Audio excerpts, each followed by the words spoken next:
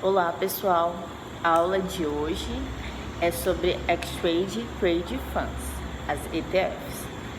Estou fazendo o primeiro de câmbio e o segundo de ETF porque foram os temas que mais caíram na minha prova e que mais o pessoal me relatou também que cai. Vamos lá. As ETFs, elas são fundos de investimento em índice com cotas negociadas em bolsa de valores. Ao investir no índice, você está investindo em existe uma carteira por trás desse índice, né? Sempre respeitando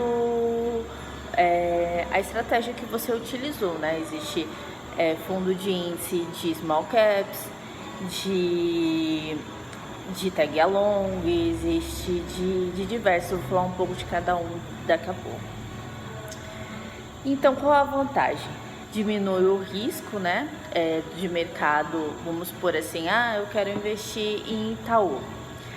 Itaú, você tem o risco daquela ação cair do mercado, cair na hora de você investir, mas investindo no índice, você vai estar investindo no Itaú, quase sempre ela está dentro do índice, né, e em diversas outras ações que talvez uma queda do Itaú não interfira tanto no seu patrimônio, no seu capital, né? A compra e venda das ETFs, elas são feitas através do home broker ou da plataforma de negociação. Elas são feitas como a compra e venda de ações. As ETFs, elas podem ser usadas como margem, assim como algumas ações. Vou falar agora um pouco sobre os envolvidos na operação de ETF. Primeiramente, a Bolsa de Valores, né? Ela fornece a plataforma para listagem, negociação, liquidação e custódia dos ativos. O gestor do fundo, que ele é responsável por gerir a carteira de ETF, né? E replicar o índice. O administrador do fundo, que além de administrar, ele é responsável pela emissão e resgate das cotas dos fundos de ETFs. O custodiante, ele assegura a guarda da ETF e dos ativos que o compõem, bem como operacionaliza a emissão e resgate das cotas. Nós temos o formador de mercado, né, que é a corretora que atua continuamente no mercado com compra ou venda com quantidade mínima e respeitando o spread. Ele é responsável pela liquidez da ETF, principalmente, né? E ele pode ser um agente autorizado. Agora vamos para uma parte bem importante, é o IOPV, que é o que precifica o índice. Vou ler um pouquinho de teoria, mas é bem fácil. A estimativa, o IOPV, né, é a estimativa do valor teórico da cota da ETF. Como é que funciona? É o valor total dos ativos precificados no dia, tá? Importante isso. Deduzindo os custos com as operações, dividido pelo número de cotas. Muito importante isso. Então, vamos recapitular.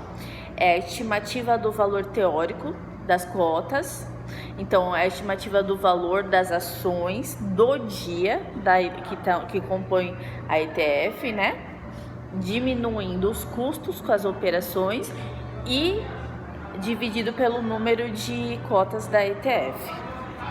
Elas podem ser negociadas, esse é importante também, eles podem ser negociados com ágio ou com deságio. E pode rolar uma arbitragem nesse sentido.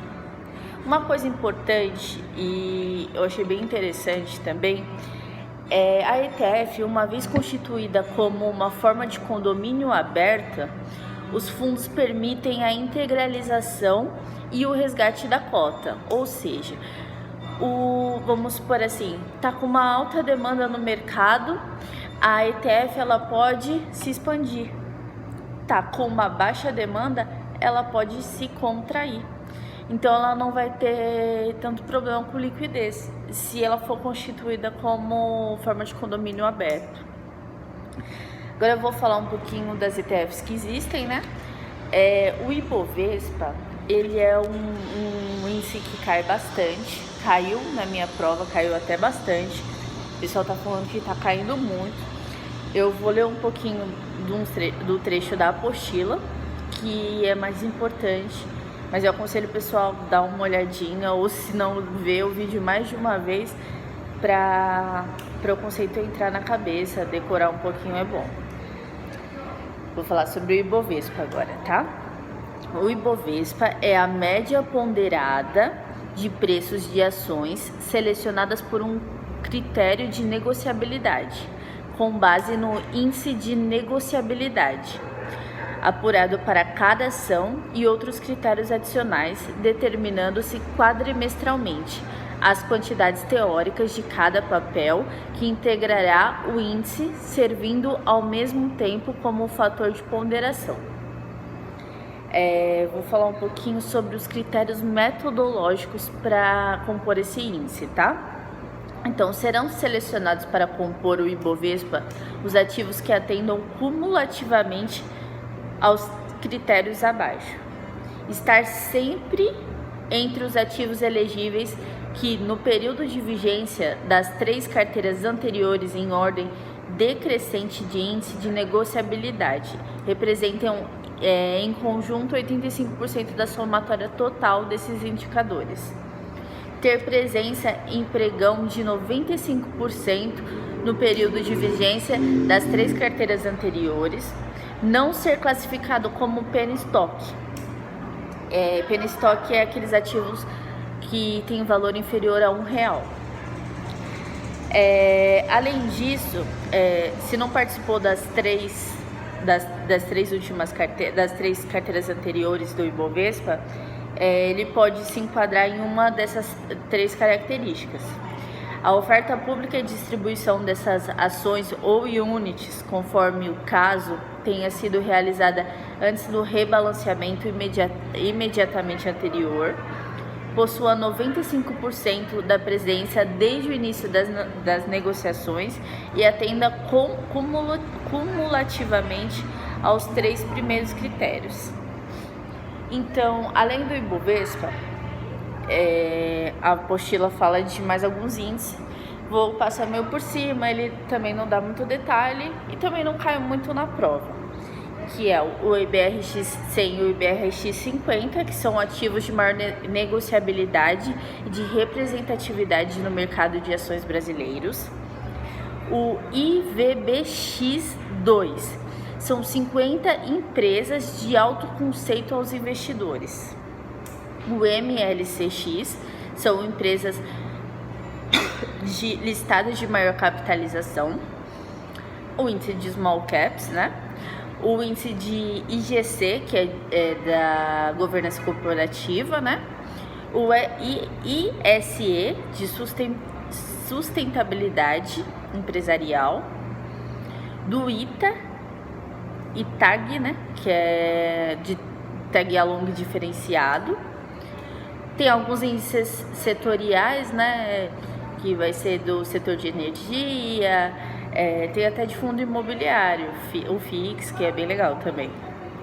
E o índice de BDRs não patrocinadas. Então, pessoal, esses são os índices, as ETFs, né? Que caem na prova, as principais. Aconselho vocês dar uma olhadinha no índice de negociabilidade da bolsa. O método eu falei, é uma coisa que cai bastante. O cálculo de índices também, como é uma fórmula, eu não vou conseguir fazer aqui, até tentei, mas não consegui. Como diz o nosso amigo Rodrigo, foi inenarrável. E qualquer dúvida, pessoal, fico à disposição. Então,